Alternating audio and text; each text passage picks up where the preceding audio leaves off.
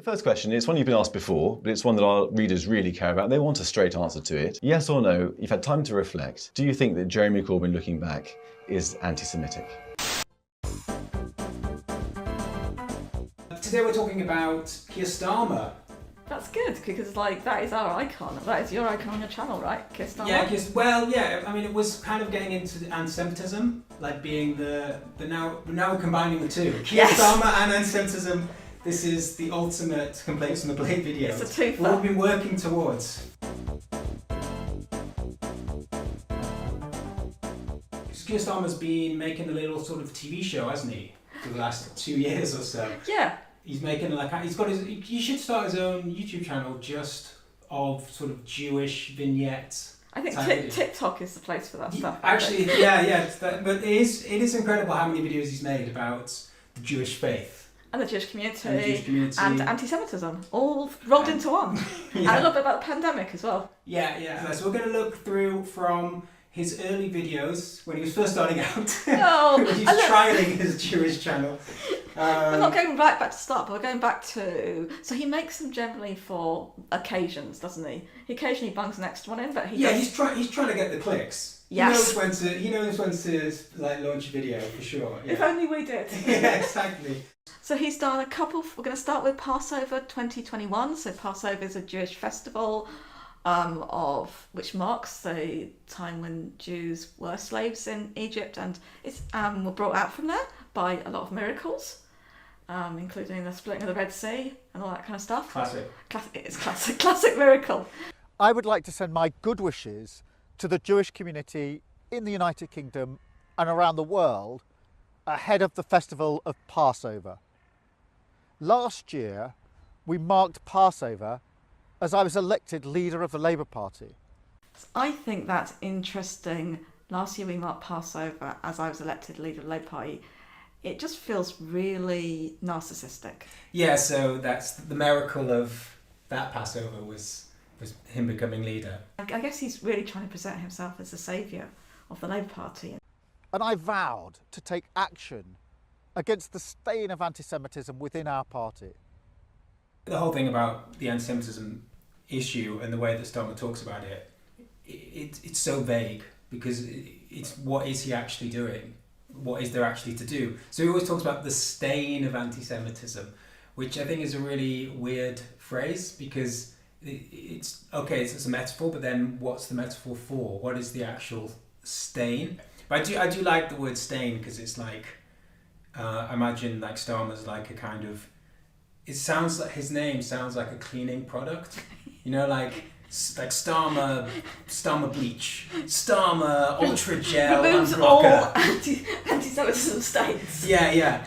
Even the most stubborn anti-Semitism is removed, because anybody that's denying the lime scale of the problem.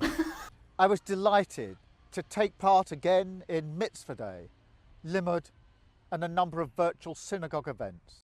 I would like to take this opportunity to thank the Jewish community who've come together to support those in need during this crisis.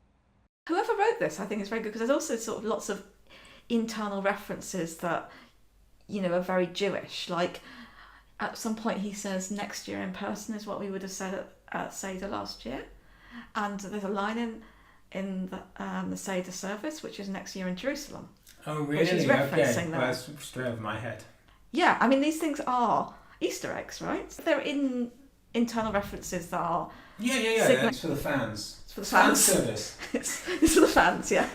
So the whole thing is to make those people feel special, to feel like he's communicating directly. That's what Easter eggs do. It's like, I'm watching this and everyone else is watching this, but I'm watching it in a different way, and they're communicating directly with me, and they're doing it for me. Yeah, but I think that always irks me. It's like when people go to Wales and they speak a little bit of Welsh, or they go it's like, it's fine to do that, but it's also like, it's just very kind of manipulative, or trying to be, but it's not impressive in any way. It's just, I always find that, like, I'd rather someone just gave a sort of substantive message, rather than all of this kind of rhetoric where you go to another country, or it's very much like the royals, and you dress up in the stuff. I think one of the Twitter things, not on this one, but a video we watched later, is talking about cultural appropriation. Right. Because there is an element of like, Starmer isn't Jewish, although His wife's Jewish. His wife's Jewish. Well, his wife's dad is Jewish. Yeah. But it's funny because maybe they do celebrate these Jewish holidays. I doubt it, but he sort of claims that they do, or that they, at least they do now, certainly. Yeah. Now that he's leader, and it's very kind of. But you're not the audience, right? No, I'm not the audience, but I don't like that when it's pandered towards me either. I mean, it's, and in a way, it's kind of, it's just trying to sort of manipulate you into this person is one of you or something, right? So if you think it's authentic, it kind of goes. This is the thing, it's whether it passes as authentic or whether it passes as fake. As Jewish communities prepare for Rosh Hashanah, I'd like to send you my warmest wishes. I hope you have a sweet, a peaceful and a healthy New Year. So this one is the 2021 New Year video, so Rosh Hashanah. So I'm sure he's going to say Shana Tova, which is the traditional greeting, which means Happy New Year. I'm looking forward to celebrating Rosh Hashanah dinner with my own family. That's something we do every year. Unlike last year, where families were kept apart, parents, grandparents, uncles, aunts, cousins will be able to come together and celebrate Rosh Hashanah. But of course, many in the Jewish community have lost loved ones over the last 18 months and will be without them tonight. I send my sincere condolences to you and your families. The spirit of Hesed has marked Jewish communities' response to the pandemic. I've seen firsthand your inspirational acts of kindness, the strength of your organisations. Yeah, so once again, I just want to say, like, he gets it right in lots of ways, like in a way that, like, there was a time when the Labour Party tweeted out something for Passover, and it was a picture of the traditional meal for other festivals, which included bread, and bread is a thing you can't have at Passover. So it was just like really tone deaf. I don't know who was doing it. This is very the opposite of tone deaf. You know, just like in the other one he mentioned tzedakah, for charity, he says the Hebrew word chesed for kindness here. And all the time he's talking about the shofar. Things that, again, it's a little bit of inside knowledge, which just shows that he's got someone from the Jewish community to write it. He cares about that, paying a bit of attention to detail. So I'm going to give him like 5 out of 5 for attention to detail, and minus 30 million for being a two-faced piece of shit, really. I'm not very good at maths, but I feel like he didn't win that one. I say your attention to detail thing is, for me, that's what niggles me. I don't like the fakeness of that kind of rehearsed. Those words don't come easily to him because he doesn't use. That's not his vocabulary, right? And I don't like this kind of way of people taking on different personas in different sort of situations. You're right in terms of what he's trying to do, and it works. But you know, for me, I don't care what he was trying to do. I was just talking about what I think is the right thing to do. And even in this kind of situation, like I would say, like even if I was supporting of Starmer and his engagement with the Jewish community, right? I don't think this is the right way to go about it. Even though this is a successful way, I think it's problematic in the way that for politics to function. Actions, not words, continue to guide me as we act forcefully and with purpose to tear out the poison of anti-Semitism by its roots from our party and from our society. So what he's also doing is saying, I am part of the establishment, and he's saying that because the Jewish community has played a particular role in relation to the establishment through the Corbyn years, and because he's connecting to the establishment within Jewish communal organisations, and because of the way in which he's talking about anti-Semitism and other things. So it's that's part of the problem, isn't it? The problem is the politics relationship to the establishment. Yeah. And that's what you're rejecting. Yeah. And this kind of symbolises it. Yeah. And it symbolised Jeremy Corbyn's anti-establishmentism that anti-Semitism became this kind of metaphor for Yeah. it. I think that's why you're reacting against it. That's why I react against it. But also that's what the Starmer Project is. And that's in that book, isn't it? The Starmer Project by Oliver Eagleton, which is the whole of Starmer's life prior to becoming leader was about creating a relationship to the establishment. And that is what his project is. And so we can just see that as this. And that's obviously why we're going to hate it. Because we kind of are really turned off by that form of politics, right? And we see the wider problems with it. And you can see it in Brexit vote and in other kind of ways of reacting. Right, so which video are we doing next? Chanukah. Oh, well, this is nice. I like Chanukah because Good hair as well. great hair and great food in Chanukah. You get to eat like really fatty food. You get potato pancakes and you get donuts because of the miracle of the oil. So it's like He's looking a little bit. I think it's the you think he's had a lot of donuts? Yeah, or he's like, well, let's angle the camera as if I've eaten a lot of donuts. Obviously, I haven't because I'm not Jewish, and I would never do anything like that Jewish people do. This year, Hanukkah has an added sense of significance, as families and friends will be able to gather once again to light candles. And as we light the Hanukkah... He's quite precise again. Hanukkah, not menorah. Very good. Most people say menorah, right? Yeah. Candlestick, but that was the one in the temple. Hanukkah is the one you have in your home. Very good detail there. We remember that when a community comes together as one, the power of light over darkness will always prevail. That is what the Jewish community has taught us. So clearly, when the Jewish community came together as one, the power of light over darkness did not prevail. Okay. Well, I mean, like, that is what happened. The Jewish community was homogenised. All the 3 Jewish newspapers had the same headline. Jeremy Corbyn was an existential threat. All the organisations of the institutions got on side. They all came together. Mm-hmm. But actually, I just think that was not about hope, was it? That was not about light prevailing. Boris Johnson got elected, so that was the light. Yeah. So it's somewhat ironic, is all I'm saying. Well, what do you think he's trying to say there? I think he's meaning it the other way. I think he is referencing that. Do you not think? What, that they lost the election? Yeah, that Jeremy Corbyn was brought down, and that was partly to do with the Jewish community coming together. That's what it's associated with, right? I mean, not entirely, obviously, but it's hard for me not to read that in that way. Okay, so next one is... This is Passover. Okay. 2022, right? So this is a year on from the first video we looked at. This is great. There's a line in the Seder, B'chol dor vador chayav adam lirot et It's atzmo more ki'ilu hu ki'ilu hu yatsa yatsa mitzrayim, mitzrayim. which is Hebrew, which means in every generation you should think of yourself as somebody who came out of Egypt.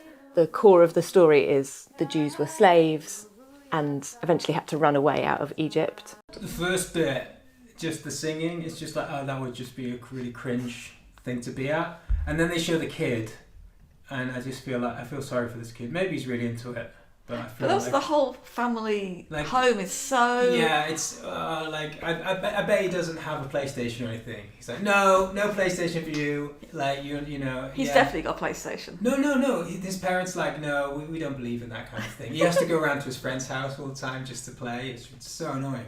And they didn't even have time to let the bread rise, just like you see on the television now. Whether it's from Syria or Afghanistan, obviously Ukraine, people leaving without having time to do things, just picking up and going. That's the story of Pesach.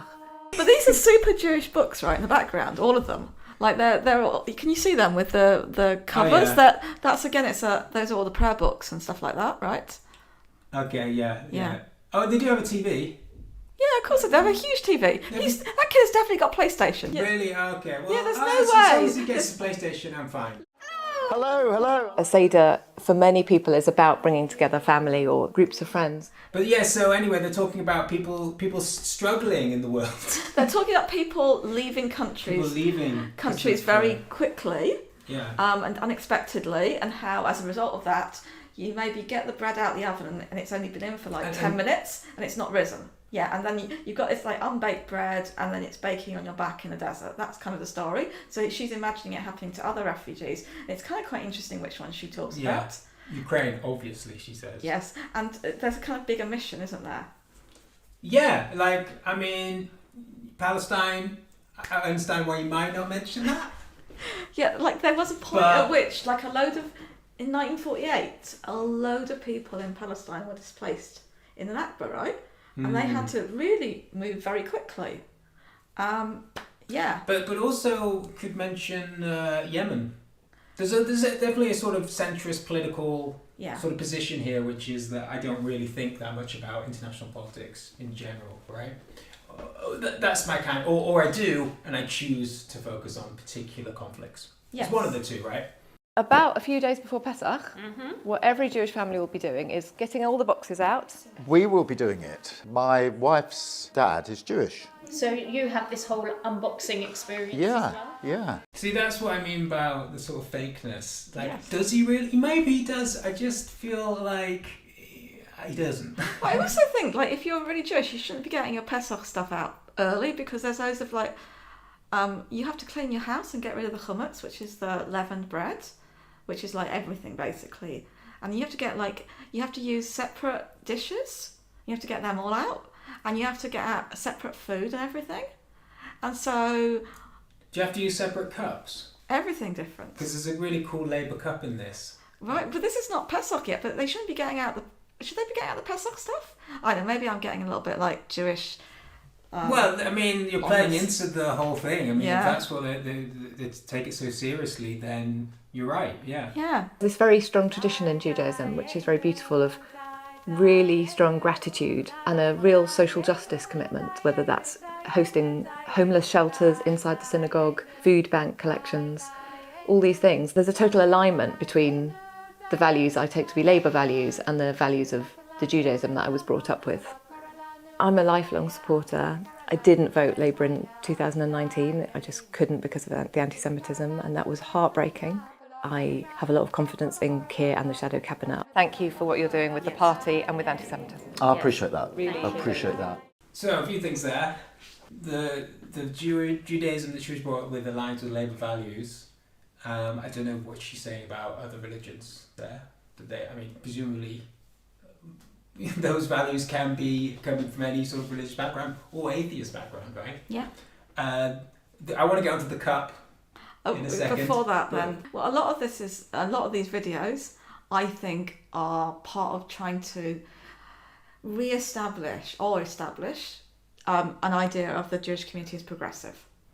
So in the previous videos, we saw him speaking about, the Jewish community's come together to support people during COVID.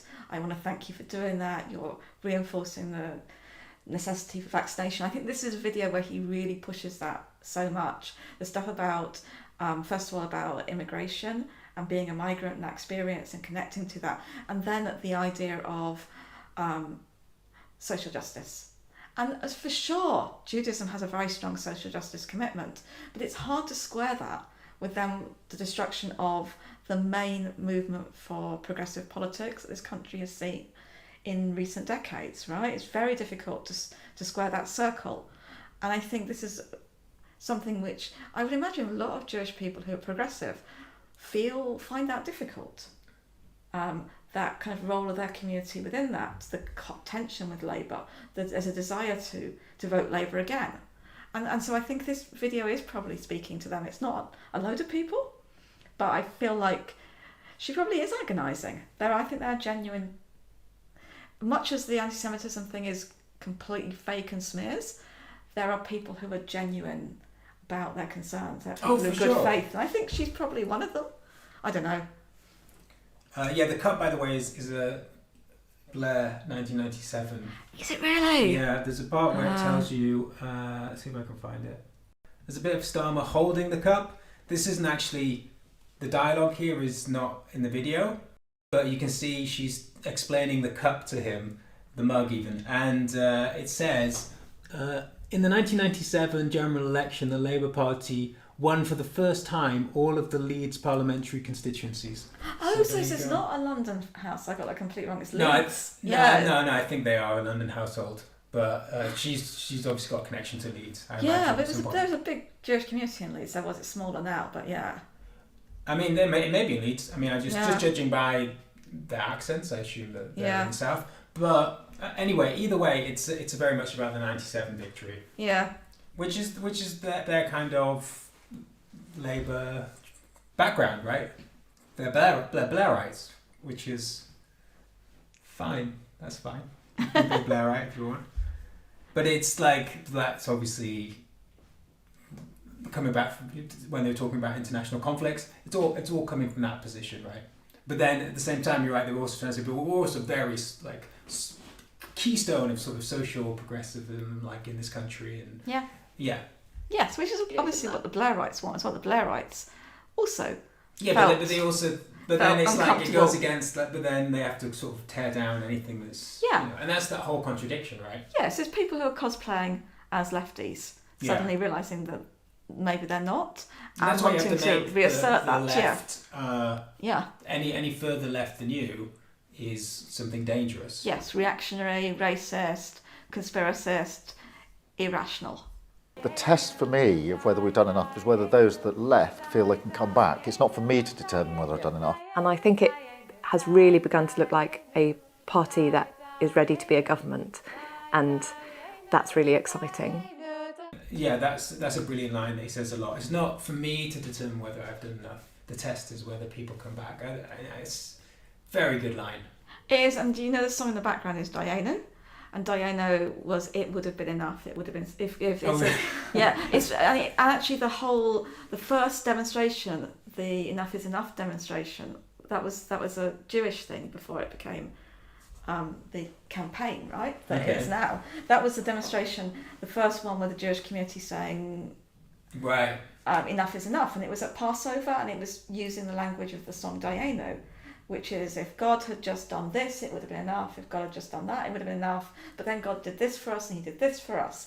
And so there's, again, a lot of kind of intertextuality, Easter eggs, whatever you want, and reference back to what happened under Jeremy Corbyn, and to trying to reinscribe those things in a different way. Yeah, no, I think, and she says she didn't vote Labour in 2019 because of the anti-Semitism, and I think she's one of these people, a lot of people that just genuinely thought there was some issue, and that's partly probably because she was never challenged on it to actually explain what that might have been, but just through the media that she was consuming and the people that surrounded her, she got this impression that it was not the right thing as a Jewish person to vote for Labour in this particular election, and that is of course the real crisis, the real problem, and it's terrible that happens. And if she wants to come on the podcast and talk to us, she's really welcome, right? Yeah, but she doesn't have a computer or she doesn't have any computers or She's podcasts got a or really anything. flashy TV in the background. Yeah, but they only turn it on like to watch the Queen's speech, and then it's off for another year. Okay, that's good to know. Something I wanted to mention was this article that I just came across. I don't even know how I came across. It's from 2019, but it just had this great paragraph which I think sums it all up in terms of the right-wing position and wanting to be the most progressive and not liking to be outflanked by more progressive actual left movements and having to see those as dangerous, right? And so this is Harriet Sherwood in The Guardian just before the general election, but she's quoting Jonathan Boyd from the Institute for Jewish Policy Research, and he says, first, the party has lurched, this is why there's a problem, first the party has lurched to the left, and second, the party has failed to understand or recognise how anti-Semitism manifests itself in leftist politics, and as a result, allowed it to fester and grow. And so this is his remedy, this is his advice. To regain the support of Jewish voters, it would have to shift on both fronts, move back towards the political centre, and root out the left-wing manifestations of anti-Semitism that exist. I think, and that's really interesting, right? It has to move back to the centre to not be anti-Semitic. That's quite an incredible statement. Because what is the intrinsic link between being left-wing, being on the hard left, whatever that might be, and anti-Semitism? Because then it's because the left-wing can also shift quite a lot. So, is nationalising the rail, is that anti-Semitic? Because that's now a hard left position. When we had it, nationalised rail, was that, what is that link? Because that's what they're saying. So I would assume I've only heard him speak once, Jonathan Boyd. I don't know much about him, but I know Dave Rich's argument. I'm assuming he's taking Dave Rich's argument. So Dave Rich is at the Community Security Trust, which is another Jewish common organisation which is expressly about the safety of the community, so very directly about anti-Semitism. His argument, made in his PhD and in his book, revised specially for Jeremy Corbyn. The Jeremy Corbyn edition. It literally was the Jeremy Corbyn edition of Dave Rich's book of his PhD, which his argument is that since the 1960s, the left has been intrinsically anti-Semitic because it became explicitly anti-imperialist and oriented its politics around that. And when you become anti-imperialist, you write Israel into that and America into that in particular ways that then, and then also you position yourself in relation to Islamist movements in particular ways. You work with them on particular issues about opposing wars, and that the two together. What I'm trying to get at is that's not distinguished in the attacks in this kind of criticism, right? That you need to move back to the centre. And what's interesting is actually that's what Starmer sold himself as the beginning, is keep the domestic, scrap the international, right? And that's what when he was running for leader. And effectively, that's kind of what Rebecca Long Bailey was doing as well. Yeah. But authentically, because she was really coming out John McDonnell, and I think John McDonnell's position was, we want to get somewhere. But there's no push for that in general from these sort of bigger, these kind of critiques of the Labour Party. It's basically get rid of the left. And that's an interesting, it's like, why are they so keen to throw the baby out with the bathwater? And if you genuinely believe that this is a problem, right, for the Labour Party, and it's what's keeping us from having a left-wing movement is this difficult international position that most of the left takes, right? If that is the issue, why isn't there a focus on that? They don't feel, if only we had a left-wing leader that wasn't so obsessed with Palestine, then we could have nationalised rail, then we could have all these policies that are really popular. But that's never the focus. And as Starmer has become leader, he came popular, one with big mandate, with that kind of idea. He's gone back on it. No, there's been no pressure for him to do that. He's folded on these positions before there was any real attack on him from the mainstream media to do so, right? And also within the Guardian and these sort of centre-left newspapers, there's no they all cheer him on for doing this. Oh, that's a smart thing to do. Yeah, that's the right thing to do at this point. He's not being ideological about it, right? But why? That's where the argument completely breaks down. Yeah, that's a really good question. I think Dave Rich would say you don't have a contemporary left without anti-imperialism. It doesn't really exist. It's inseparable. But I don't know what other people would say, and there's certainly not any of them who are very concerned about trying to create one. Yeah. For sure. And it's a good question. And of course there have been moves by people who are very so not people who are, I think, like Dave Rich, who are more liberal in some other ways, but people like Stephen Pollard, who's very right-wing, to start kind of connecting anti-Semitism to anti-capitalism. Yeah. But I don't think that's a general thing. But it's so complicated. It is obviously at the height of the issues in sort of 2019. It was sort of thrown out there all the time. Yeah. It goes back to sort of there was some sort of Rothschild issue. Yes. And basically left-wing people just couldn't understand the problems with capitalism, so they had to. Well, it was more like actually that they didn't have a problem with capitalism. They had a problem with Jewish people, and then associated Jewish people with capitalism, and then they started to hate capitalism, which is a mad way around to think about it. Anyway, let's go on to the Jewish Chronicle interview with Keir Starmer, which is from April the 7th, 2022. So the first question, it's one you've been asked before, but it's one that our readers really care about. They want a straight answer to it. Yes or no, you've had time to reflect. Do you think that Jeremy Corbyn, looking back, is anti-Semitic? It's a brilliant question, and one that he will not answer. Look, Jeremy Corbyn made his views very clear when he was leader of the Labour Party. When I took over, I made my views very, very clear. And in my acceptance speech, which was 2 years ago today, almost to the minute that we're having this interview, my first words as Labour leader included an apology. So that tells you what I thought of Jeremy Corbyn's record on this. In that same speech, he talks about how great Jeremy Corbyn is. I don't know if you remember. I don't. He says, I don't Jeremy listen to it. Corbyn got this party through a difficult time and changed the debate and blah blah blah and brought in policies this country desperately needs. He did all that kind of stuff. He did also obviously apologise to the Jewish community, but his apology to the Jewish community shows what he thought of Jeremy Corbyn as a leader.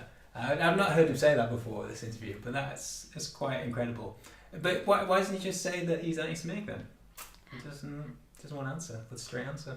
It's interesting, though, isn't it? Yeah, because I think he asks it again at the end. Does He really he? wants to get an answer, which is funny because this is where I think it all kind of breaks down a little bit in terms of like, it's really hard to have these kind of not campaigns, you know, like these smear campaigns, because at the same time everyone's sort of, it's not coordinated. That's the problem. It needs to be more coordinated. It needs to be more of a conspiracy. Exactly. Because the Jewish Chronicle here, this Keir Starmer's doing his best for these guys, but they're still like, let's try and get Keir Starmer in more trouble. Like, let's really try and pin him on saying that Jeremy Corbyn is anti-Semitic, and it's like, why do that to Keir Starmer? He's doing his best, you know. It's a little bit of a weird situation that they've got to kind of say, because Keir Starmer did help to get, and I think this comes up later, doesn't it? He helped to get Jeremy Corbyn. Well, he was trying to get Jeremy Corbyn elected as Yeah, this Prime is what Minister. I'm talking about, Yeah, so that's don't drag that up. exactly. But that is a difficult one, because you can't just say, "Oh, it was all ridiculous. We were only just hating on Jeremy."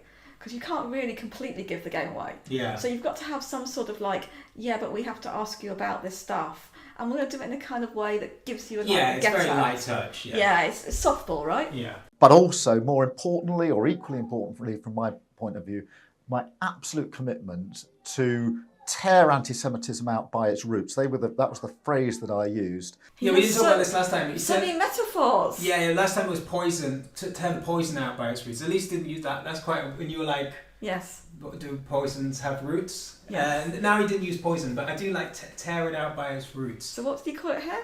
I think it just, was it Scourge of Antisemitism? He I likes don't know, that because one we quite a had lot. stain. We have stain and we have poison. Now we've got. My point of view, my absolute commitment to tear anti-Semitism out. Just anti-Semitism, the abstract idea of It's it. just like it's just growing there. It's got like he's pulling up potatoes. He's Yeah, harvesting. I like, no, I'm thinking like hair. He's grabbed someone, like, oh, it's horrible, it's really violent. It was very important. I made that apology. I repeated that apology at the dinner for Labour Friends of Israel, the lunch not so long ago. So if this is not about Israel, why is he saying it at Labour Friends for Israel? Well, it is about Israel. Oh, okay.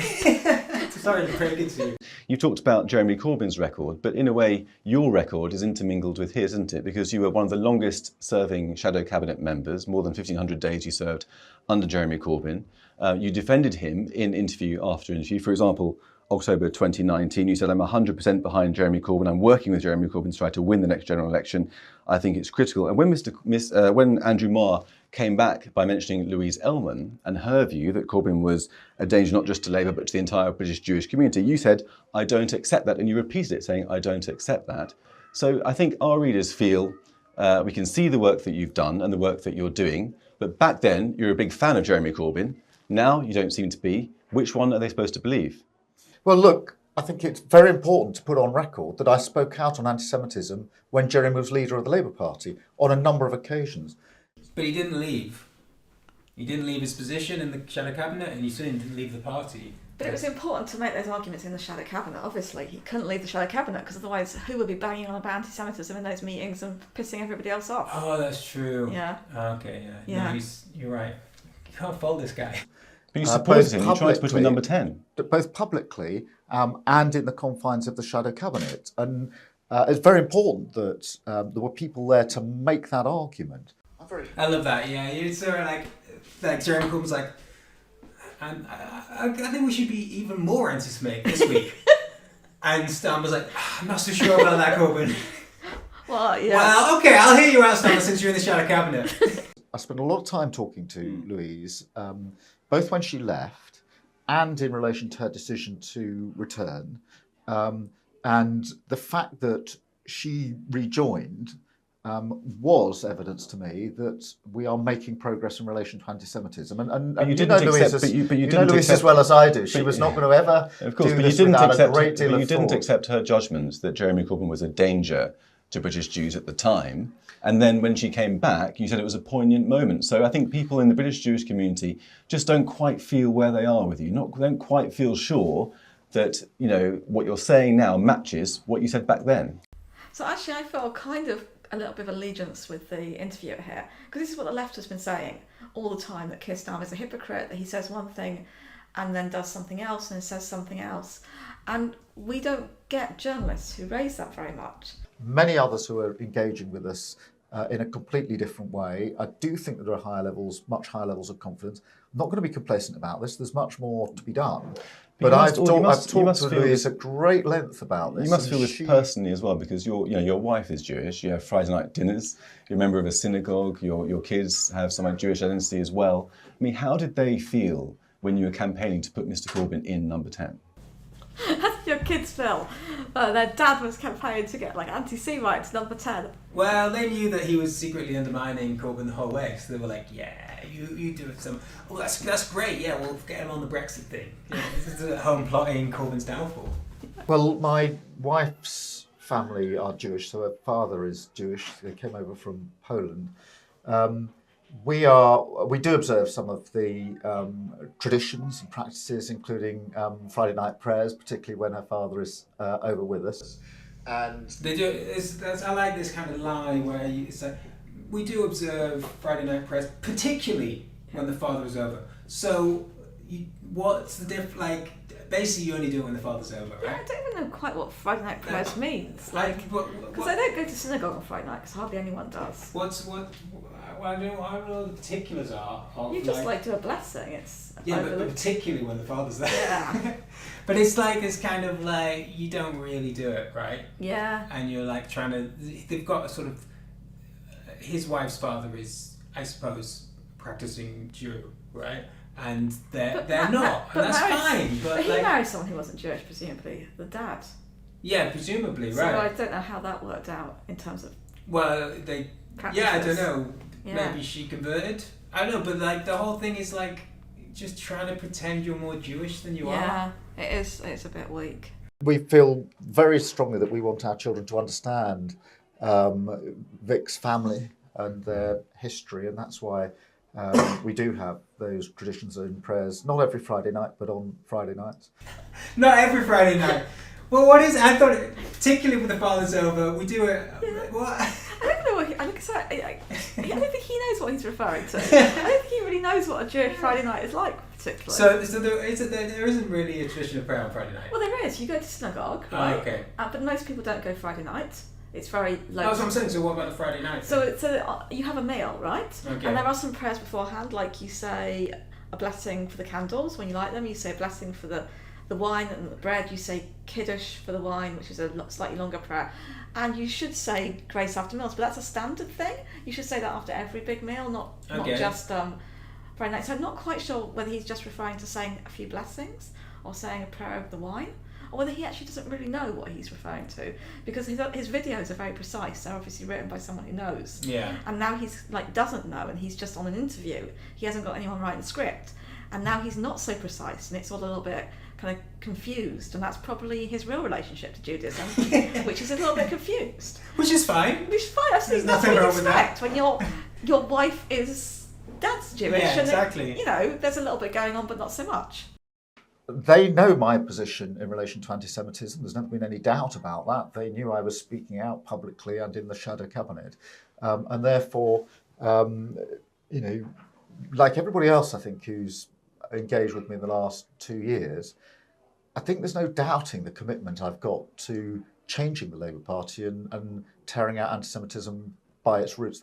I guess the idea is that if Corbyn had become Prime Minister, then at least Starmer would have been there to, try and delay the Holocaust in some respects or something. Yes.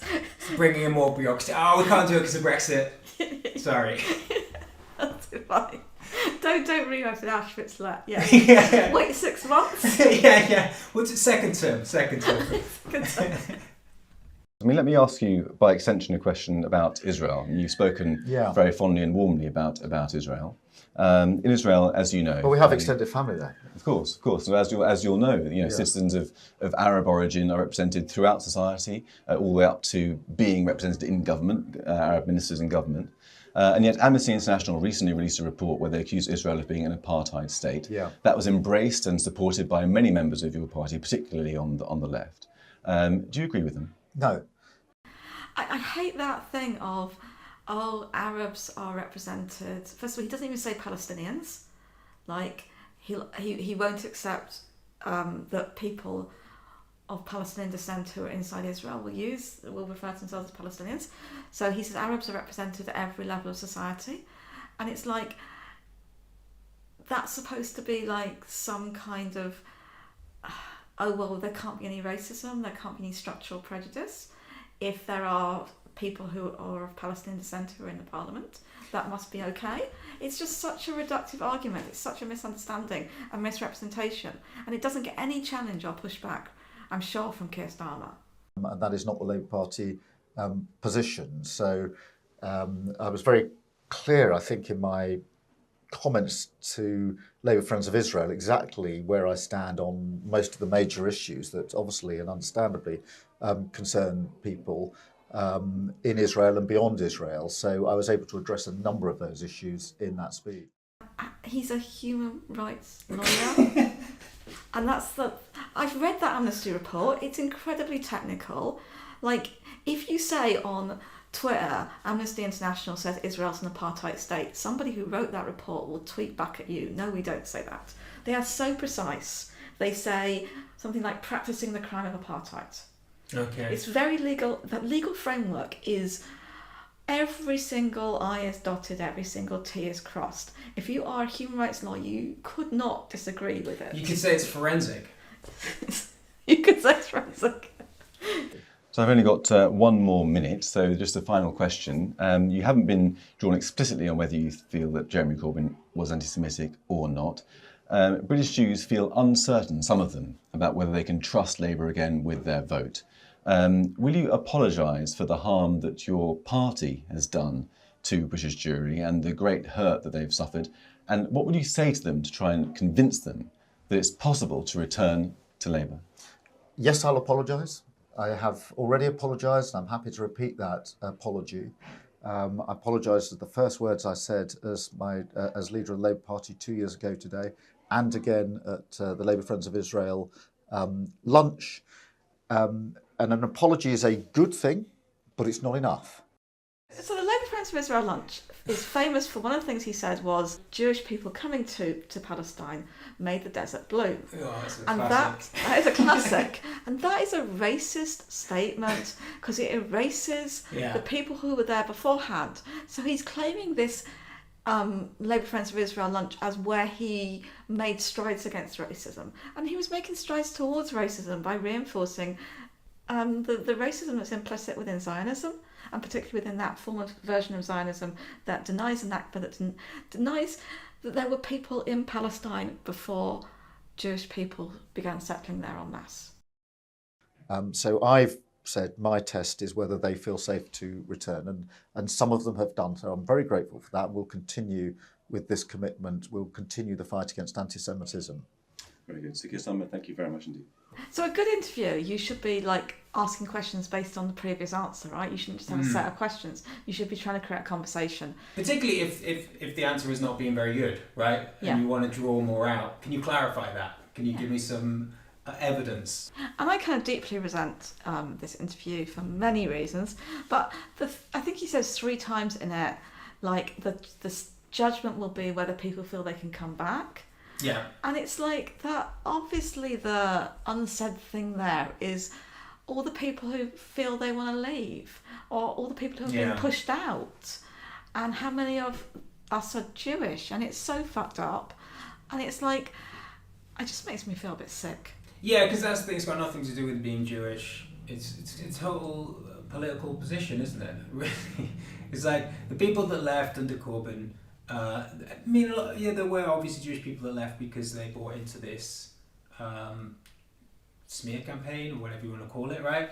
But then there was a lot of people that just left because they didn't agree with Corbyn. They never had, never will. And you talk about like Chuck Ramona, they might throw anti-Semitism on as a sort of caveat. Oh yeah, that's another reason why not. And then it's like, yeah, people leave and join the party because of who's the leader and because of the political position that they're in, right? Yeah. But like to frame it like this other thing, like all these people left because of this horrible anti-Semitism, now we've got to bring all those back in and nothing else counts, nothing else matters. No one else matters either. Yeah, and it's... Another thing which Dan said is how many Jewish people joined the Labour Party and got involved under Corbyn. It must be more. I mean, the amount of people that joined in general. Yeah. So my branch, Hackney Central, I would say like about a third of the active members under Corbyn were Jewish. I think it's the most Jewish branch probably. I don't know if it's the most Jewish branch in Hackney, but it's very... Am I Jewish when I joined? Because... Starmer seems to believe he's Jewish. Yeah. And I'm certainly more Jewish than he is. Yeah. And that's why it's going, who is even Jewish, Yeah. right? Starmer's really Jewish, as is Rachel Riley, right? Because Yeah. they're on the right side of this Yeah. argument. Whereas I'm definitely not at all, and you're hanging on. Yeah. But that was the weird hanging thing. on by your menorah. By Chanukah. Sorry, yes. But yeah, it's weird that I don't think that I don't know whether there's been a Jewish secretary of the local party for a while or ever before, but that's not like celebrated as something that's radical. My branch, which suddenly had a load of really active Jewish members, wasn't celebrated. It's all so fucking hypocritical. It makes me kind of like really annoyed, but you can't get angry about everything. But you get angry about this one thing over and over and make endless podcasts about it. True. Let's go on to the... what are we on to now? no, finally on to the last one, which is the ultimate one. Penultimate. Is it penultimate? Why? Well, don't forget we've got the reaction videos. Oh, God, so much more of this video to go. This one's really short, though. Yeah, but and I don't know what you want to say about I've got this. loads to say about, well, not that much to say about Okay, it, but it's a really fascinating thing. So this was like a weird tweet. I mean, you introduced it because I don't know enough about the context. So Yom HaShoah is the day on which the Holocaust is remembered and commemorated. And Keir Starmer put a video out. Is this 2022? Yeah. In the tweet, he says, "Only by continuing to work together will we ensure these atrocities are never repeated," referring to the Holocaust. And obviously, in the context of what Keir Starmer is doing, you're going to read this like his cleaning up of the Labour Party, the stain of anti-Semitism. The poison. Tearing up both roots? Yeah. That is all to avoid a Holocaust, right? Yes. So just to say that the leaked report, which was written by left-wingers, right, in order to try to create a pro-Corbyn narrative, ends with the words "never again." Yeah. It directly invokes the Holocaust in relation to what happened. This is not just something which comes from the right. The invoking the Holocaust, comparison to the Holocaust, became almost mainstream and very disturbingly so. And in a kind of, it's so perverse what happened. Yeah, it is. And so he's made, but the video is really bizarre.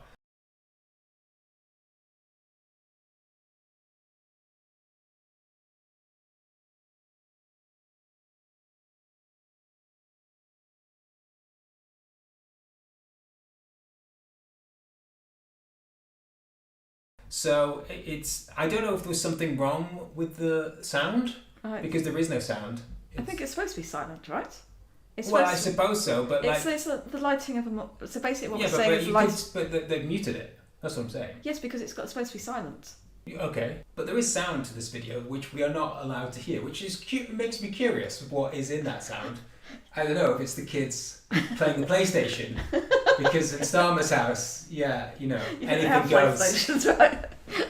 But yeah, so I don't know why it's muted. But that's not the main issue with the video. The main issue with the video is that it's not supposed to be candid. It's clearly he's showing this video that he's made, but it's filmed as if it is candid because he doesn't. What's candid mean? Caught in the act. Oh, okay. He doesn't. So there are basically two types of video that you can make, and he makes neither of them. Right. One of them is a candid shot of somebody, like he's just walking along. So staged versus unstaged. Yeah, well, you could have staged candid. To be fair, you could have that. I mean, that doesn't really make sense, but that's not even what this is either, right? Because for example, there was quite a good one recently. Dan Wooton went down and left some flowers. I mean, that's the sort of staged, candid thing, right? Like, it could be, if you're really naive, like someone's just like, I'm just like filming life. Whoa, down Wutan, and then he's like, whoa, he's leaving flowers. Like, he's just walking along with flowers, right? But this is in Starmer's house, Yes. like right up against him. Like, clearly he knows there's a camera there. Yeah. Right? But he doesn't acknowledge that there's a camera there.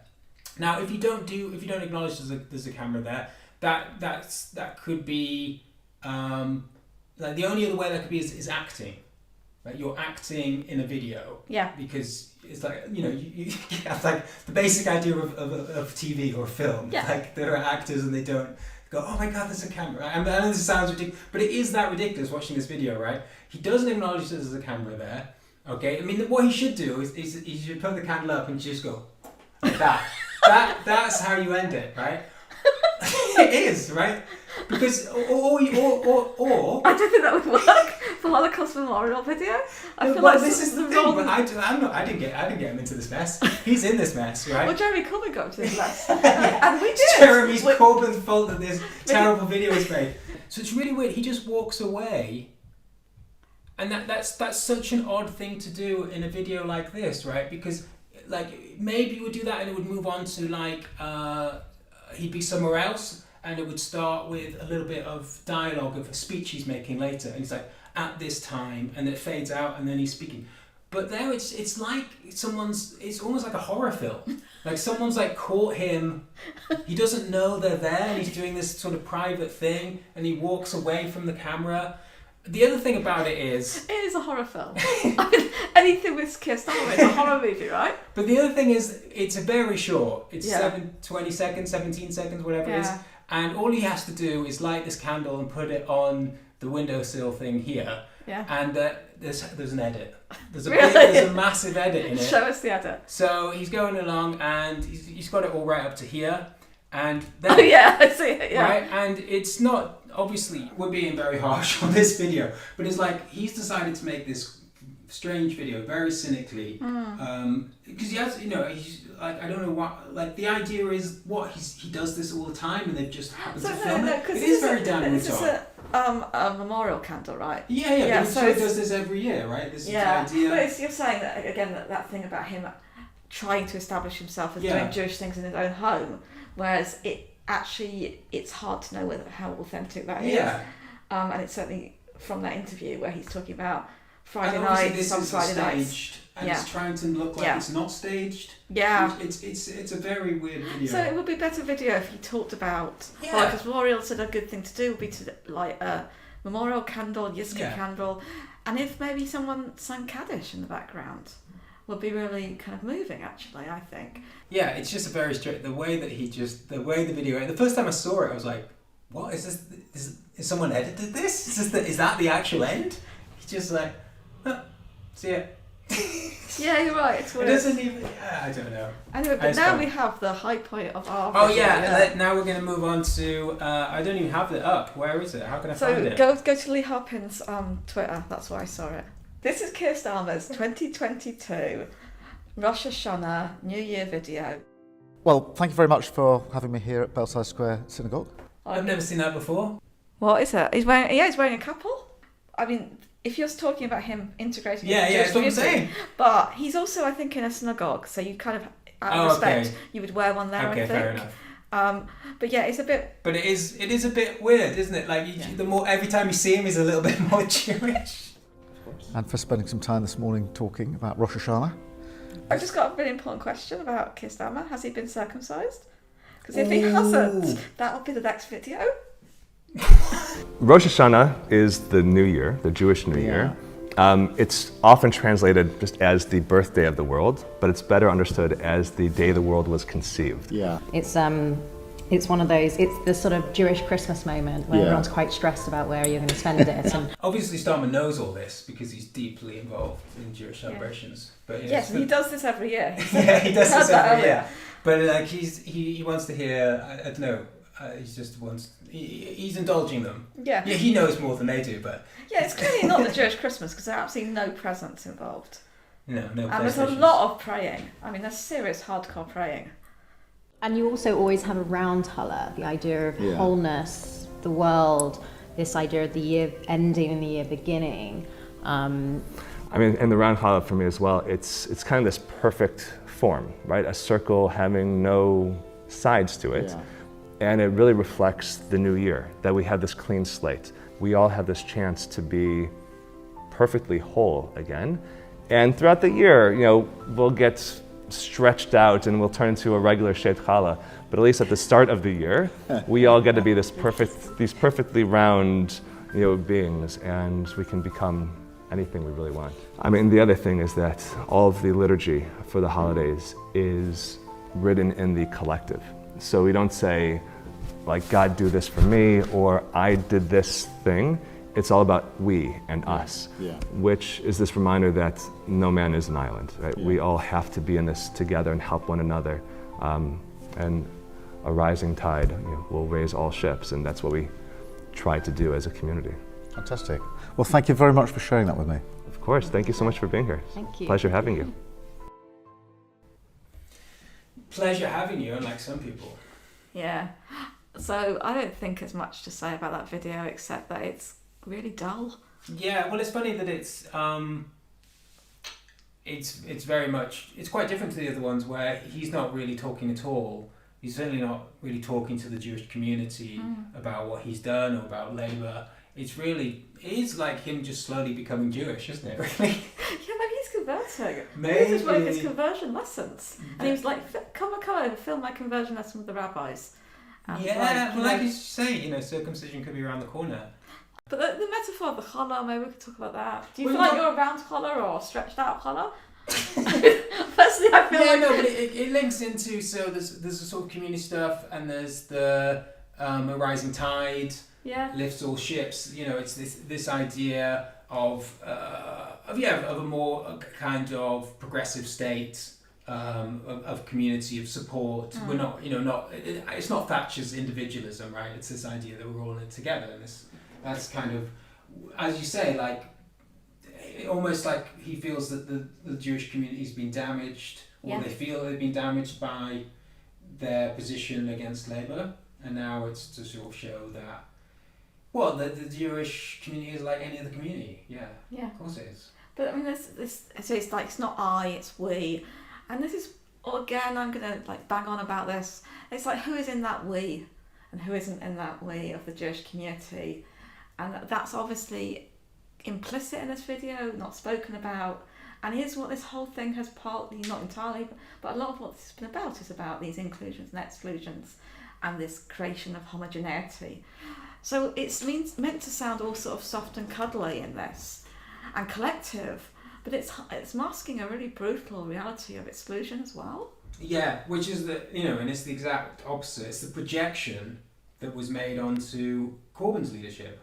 Right, where it's all about, Jewish people don't feel safe in this party, they're being excluded. Yeah. Right, and then now we're in this position, is like people are being excluded, like not getting any voice, like literally being silenced. Yes. You know, in the way that, whether if you believe, for example, that there was a problem with the Labour Party, what you can't say is that that wasn't being given a voice, right? That there wasn't concern around that issue when Corbyn was leader. Except right? you can, because Jonathan Friedland, that's his claim, and that's why he's written this fucking play that's on the Royal Court now. Oh, I saw that.